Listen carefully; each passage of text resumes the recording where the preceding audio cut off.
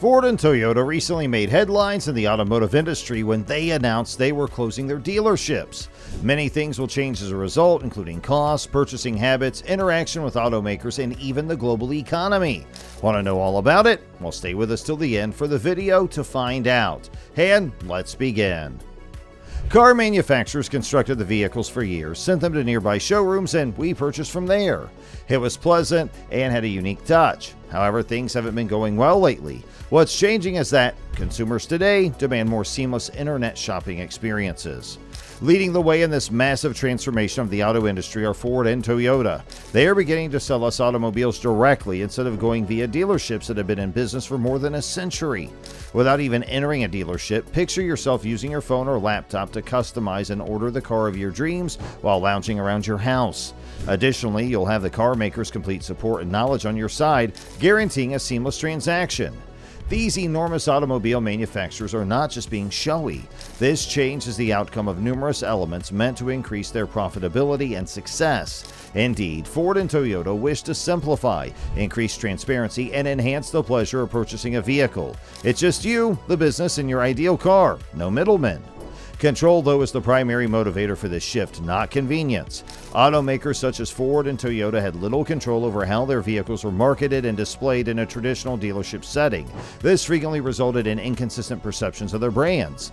These businesses can now manage the whole customer journey from ownership interest by selling directly to customers. They can guarantee better support all along the way and a more consistent brand experience. However, another and rather contentious reason is data. Even though no one likes being observed, getting candid feedback from clients is priceless. Data is as valuable as gold in the modern digital age. Ford and Toyota can enhance their offerings by gaining valuable insights into consumer preferences and needs.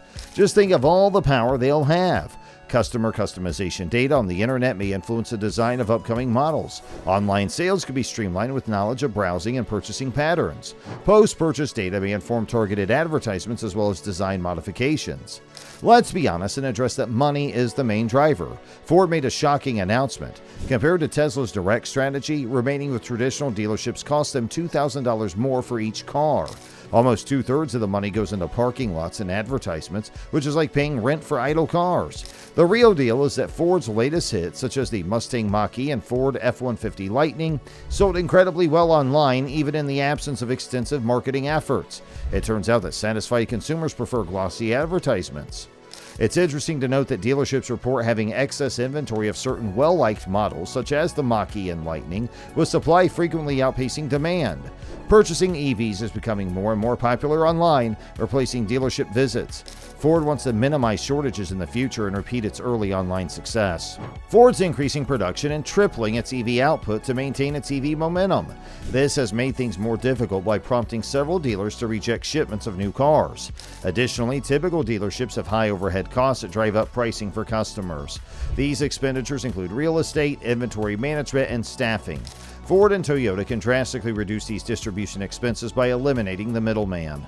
There are various uses for these savings. Consumer prices may decrease as a result, enhancing Ford and Toyota's competitiveness and potentially growing their market shares. Alternatively, the savings might go into funding R&D, hastening the development of innovations like self-driving technology and EVs. Alternatively, they could increase earnings and satisfy shareholders. Don't get me wrong, there are lots of potential savings, but achieving them will need a significant upfront investment in digital systems, logistics, and consumer support. On the other hand, these investments might yield significant returns in the future. Better inventory control is another benefit of moving to direct sales. Now that Ford and Toyota can produce automobiles to order, vehicles are no longer likely to be sitting in inappropriate locations on dealer lots. Customers can now customize their cars more, and overproduction and storage costs are reduced. However, there are other difficulties. Destroying the long-standing dealership structure will not be a simple task. Ford and Toyota will need to come up with a clever plan to handle many legal and operational challenges they'll encounter. Careful preparation will be required to redefine dealerships in this new configuration. Ford and Toyota will need to strike a compromise between their new sales strategy and appeasing their longtime business associates. If they make a mistake, it may lead to significant distribution issues, legal action, and even annoy devoted customers. Beyond simple business operations, the transition away from traditional dealerships has substantial hurdles. The closing or downsizing of dealerships might have a significant impact on local economies, which depend largely on them for jobs and tax income. When they adjust their sales methods, Ford and Toyota need to consider these societal effects very carefully. These industrial titans face a challenging terrain of operational, societal, and legal issues as they set out on their revolutionary path. They can usher in a new era in auto sales and distribution, even though they have a long-term plan and are dedicated to their goal. However, there are significant obstacles to overcome. Developing strong digital infrastructure and customer support skills is essential for a direct-to-consumer strategy to be successful. This entails creating intuitive web applications, leveraging cutting-edge data analytics, and establishing effective logistics networks. It is critical to guarantee a seamless and pleasurable client experience from the point of purchase to ownership, necessitating large expenditures and customer care team training. Inventory management is another critical factor.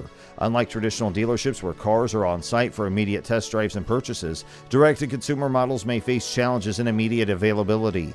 Ford and Toyota will need to innovate solutions like virtual test drives, flexible delivery options, and streamlined order processes to enhance the customer experience.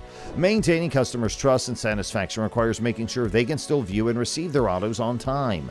In the end, Ford and Toyota cannot prosper without satisfied customers. However, they also require well-thought-out plans for post-purchase assistance. Car dealerships used to handle warranties, maintenance, and servicing.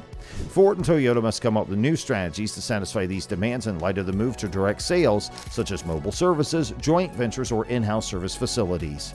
Another major challenge is navigating the legal aspect. Traditional dealerships are protected by laws and regulations in many states. Ford and Toyota will need to research local legislation and collaborate with legislators to adhere to them if they decide to go to direct sales.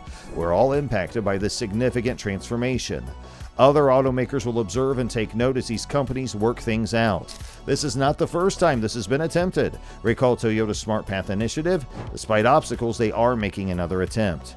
Toyota's SmartPath initiative sought to transform the car buying experience by enabling consumers to begin online, save their progress in a digital garage, and complete their purchase online or at the dealership. For a more seamless shopping experience, it combined Toyota's website, dealership websites, and physical storefronts. The hype was not nearly met by reality, though. Dealer markups remained an issue, even with the ease of browsing, construction, and even home delivery. After realizing that Toyota's vision fell short of their expectations, customers closed the program in 2022. Slick web platforms could not address the underlying problems, such as unexpected markups, that complicated comparative shopping. Some even pined for the bygone era of in-person haggling when at least the guidelines were unambiguous. However, even though it was viewed as a mistake, Toyota's SmartPath initiative unveiled something surprising. It demonstrated that buying cars requires more than just switching to digital. It turns out that dealerships' opposition to Toyota's SmartPath program was a major factor in its failure. Dealers were reluctant to sell Toyotas in this manner since cutting out dealerships through SmartPath jeopardized these profitable services. The opposition demonstrated how hesitant dealerships are to update the experience of purchasing a car. So thus, they discontinued SmartPath and are preparing a new initiative in which, similar to what Ford's doing, would be in charge of all aspects, including funding and promotion. So what are your views on this big step being taken by both Toyota and Ford? Make sure you share your views in the comment section below, and also like, share, and subscribe to our channel.